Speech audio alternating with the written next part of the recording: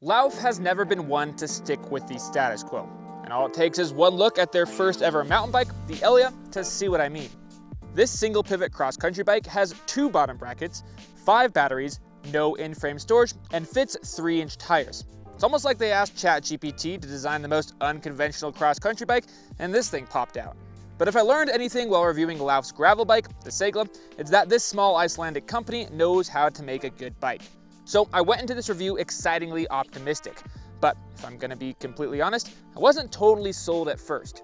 But after spending a few weeks on it and getting a better understanding of its perplexing personality, I think it's safe to say that Lauf is once again onto something with the Elja, though it might not be for everyone. Let's go ahead and get into things and start by talking about the frame.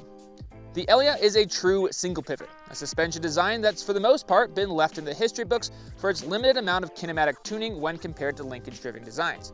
But Lauf claims that modern air shocks combined with a well thought out frame design can mitigate that, all while saving weight and reducing fail points as well.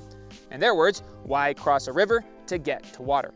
Let's go ahead and take a closer look at how Lauf has manipulated those 2 variables, that being the shock and the frame design, to bring single pivots into the 21st century via their 120mm LSP or Lauf single pivot design.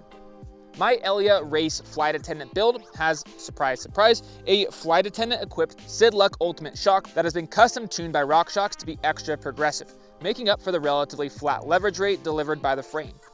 So that's the progression rate covered, but what about the brake jack, pedal bob, and excessive rear end flex that's typically associated with single pivots? Well, for starters, they went ahead and put the main pivot slightly higher and further forward than most single pivot frames, which they claim offers increased resistance to pedal bob and better sensitivity under braking. I found this to be largely accurate, but I'll get more into my own thoughts on that later in the video. The last piece of the puzzle that Lauf had to figure out was flex.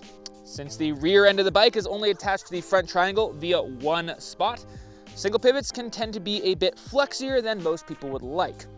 To mitigate this, Lauf actually ditched a traditional bearing pivot altogether and threw in a whole whopping bottom bracket in place of the main pivot. They also beefed up the rear triangle, adding what they've aptly named a bracing box between the oversized chainstays. In the case that any flex does make its way up to the shock, Lauf's gone ahead and designed these slim little carbon fiber leaf springs that attach the seat stays to the shock. These allow for just a touch of side-to-side play under extreme circumstances, which will keep the shock from binding up. So yes, Lauf has eliminated the need for a linkage, as well as removed a lot of bearings and hardware, and by doing so, simplified the design. But I can't help but take a look at this large monocoque rear triangle, second bottom bracket, and, as I'll get to in a little bit, the need for a lockout, and think they may have added just as much complication as they removed. But let's pause with the suspension stuff and move on to some of the other frame features, because there's still a lot to talk about. For starters, Lauf has managed to fit some massive 3-inch tires in the frame, and are themselves huge advocates for wider tires on cross-country mountain bikes. I'm not sure if I'm on board with this trend yet, but regardless, it's pretty dang cool to have the option. Another added benefit that comes from the raised chainstays that allowed for that wider tire clearance is that there is 0 chain noise on this bike, and that is something I can get behind. Aside from the beautiful sound of the zip hubs and occasional beep bop from the various axis components, the bike is one of the quietest I've ever ridden. There's no squishing or slurping from the suspension, and with only one hose running through the frame, nothing to rattle. Speaking of cables, there are just 2 cable ports on this frame, one for the brake line and one for a mechanically actuated dropper post should you choose to run one instead of this axis version. That means that you can only have wireless shifting on the Elja. I personally think this is a misstep, but Lauf is pretty outspoken about their love for wireless components and their disdain for excessive holes in their carbon frames. That's also why you won't find any in-frame storage. Instead, you get 2 bottle mounts in the front triangle and 1 on the bottom of the down tube. Given the fact that the shock sits relatively high in the front triangle, some smaller frame sizes may have trouble fitting 2 full-size water bottles in the front triangle, but my size large handled that just fine. Lastly, if there's anything that could be described as conventional on the Lauf, it's its geometry. There's no real numbers that stand out from something you'd expect on a 120mm downcountry bike, and that's fine by me. My size large has a 76-degree seat tube angle, 476mm reach, and 619mm stack height. All 4 sizes get a 65.5-degree head tube angle and 435mm chainstays. This puts the wheelbase of my test bike at 1,222mm. I'm 6'1", and aside from wishing I had just a bit more stack height, felt very comfortable on the bike straight out of the box.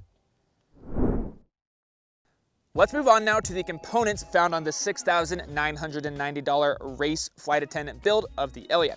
Again, as the name would imply, it does come with RockShox flight attendant suspension. There's a Pike Ultimate up front, as well as a Sidlux Ultimate in the middle, delivering 130 millimeters and 120 millimeters of travel respectively. This was my first time riding SRAM's automatically damped suspension, and even as an open retro grouch, I have to say I was impressed. I'll get more into it shortly, but the bike felt like it had the perfect blend of support and compliance on the descents and plenty efficient on the climbs. As for the group set, it should be no surprise that the XO T-Type drivetrain and the included dual-side power meter worked flawlessly. I was a bit less impressed, however, with the SRAM level bronze brakes, which in my opinion were probably the weak point in the part spec. I felt like the bike could have justified more powerful braking, especially on longer sustained descents, and when placed alongside the other top-tier components, I found myself missing bougier features like contact point adjustment. My only other complaint, and we've all heard this one before, is the amount of travel that's available with this RockShox Reverb access post. It says 170 millimeters, which is the longest it was available at, but I'm guessing that will be remedied with these new models, assuming that they do come with the updated version of the Reverb post. Another high point were the Zip 1.0 high top wheels and 2.6-inch Goodyear Peak tires. It was a bit hard to pinpoint how much of the added compliance and vibration damping I experienced was coming from the plus-size tires and how much came from Zip's famously flexy wheels, but either way, it was noticeable and appreciated. Despite their added size, they did feel surprisingly light on the trail, which makes sense, seeing as these 2.6-inch versions are just 820 grams. Grip, however, left a bit to be desired, which is to be expected with such a low-profile tread pattern. If it were my personal bike, I'd probably put something slightly more aggressive up front, especially given how capable the bike is on the descents. All in all, this put the total weight of my size large test bike, set up tubeless and without pedals, at 27 pounds or 12.2 kilograms, which is on the lighter side for comparable 120-130 mil bikes.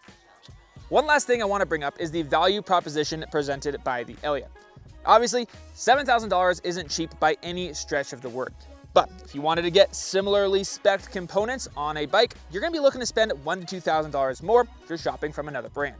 It's also worth noting that the base level Elja, called the Weekend Warrior, lists for $4,590 and is also very well equipped for the price. Now that we've got all the technical bits covered, let's go on and talk about how the Elja felt on the trail. On my first pedal up, it became quickly apparent that despite Lauf's best efforts, the Elja is still a bike that needs a climb switch.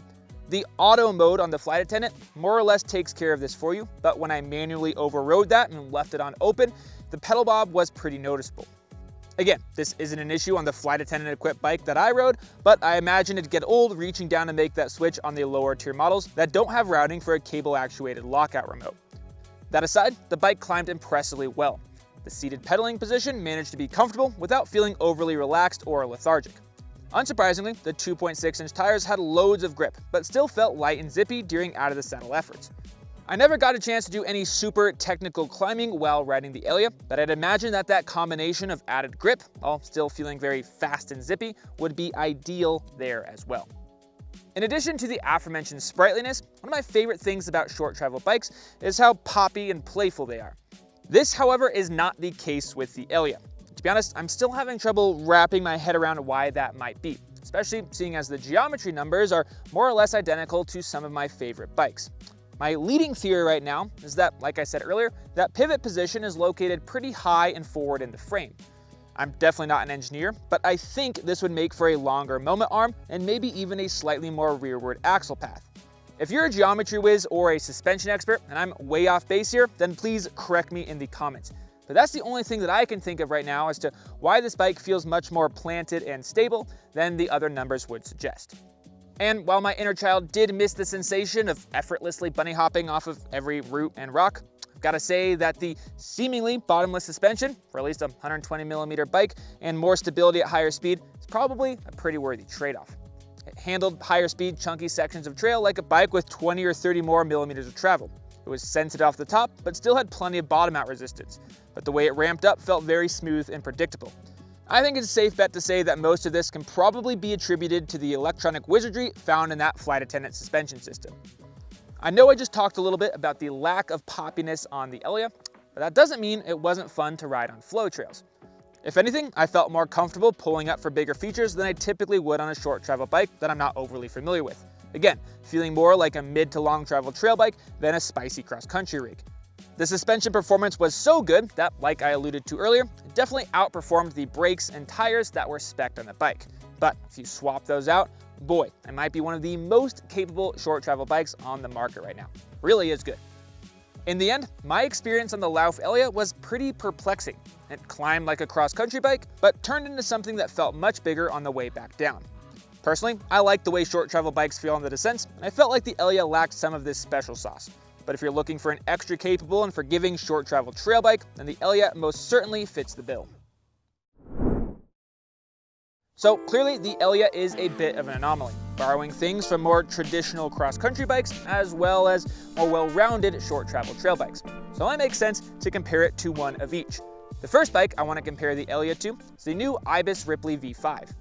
On the trail, I'd say the Elja is actually more planted and stable, despite having 10mm less travel front and rear, whereas the Ripley feels more like a big BMX bike.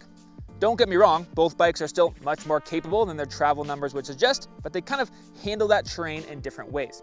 And it's the same story on the climbs. Both bikes pedal extremely well and are efficient in their own right, but do so in their own way. The Elja relies on its lighter weight and electronically controlled suspension, whereas the Ripley's climbing prowess comes largely from its DW Link suspension.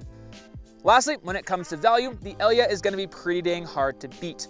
The race flight attendant build that I tested costs $400 more than the Ripley XT, but has significantly higher end components. Personally, I'm more of a fan of the playful feel of the Ripley, but I think a lot of folks, especially racers or riders who are used to longer travel, more forgiving bikes, would feel more comfortable on the Lauf. On the other end of the spectrum, let's now compare the Lauf Elja to the RE Signal Peak, a 115mm cross-country race bike. The Signal Peak is also a surprisingly capable bike, but doesn't hold a candle to the Elja on steep technical descents. Instead, it comes alive on more moderate, undulating terrain, and its super lightweight frame and efficient pedaling platform outperforms the Lauf on these more traditional cross-country trails. Those same attributes also give the RE a hand up on the climbs.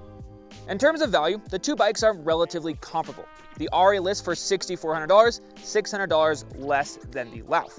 For that, you lose the flight attendant suspension, which in my experience isn't needed on the RE, but also miss out on carbon wheels. If I were on the market for a full-fledged race bike that could still hold its own on trail rides, then I'd go with the Signal Peak. On the flip side, if I wanted a surprisingly capable trail bike that's still light and efficient enough to race, then the Lauf would be my choice. If I had to sum up the Lauf Elja in one word, it would be unconventional. Yes, the single pivot design, wide tires, and polarizing looks are certainly all out of the norm, but it goes further than that. For starters, it's an insane value. You're not going to find a bike with higher end components that cost less. But what's even more unorthodox is the way this bike feels on the trail. It's truly unlike anything else I've ridden. The lightweight frame and efficient pedaling platform with the flight attendant suspension make the bike feel like a purebred cross-country machine. But somehow it opens up to feel impressively composed on the way back down. I'm honestly still a bit perplexed as to how such a seemingly simple bike with pretty run-of-the-mill geometry numbers can feel so different on the trail. But regardless of how Lauf got there, it's definitely a unique bike. A downside for me personally is that the Elja lacks some of the playful maneuverability you'd find on most short travel bikes. That said, it was still plenty fun on flowy jump trails, just not quite as responsive as I would have expected. If you have any questions about the Lauf Elja, I'd love to answer those, and you can leave those down there in the comments. While you're there, I'd appreciate it if you take a quick second to like this video, as well as subscribe to the 99 Spokes YouTube channel. And as always, remember that bikes are for everyone. Have fun out there.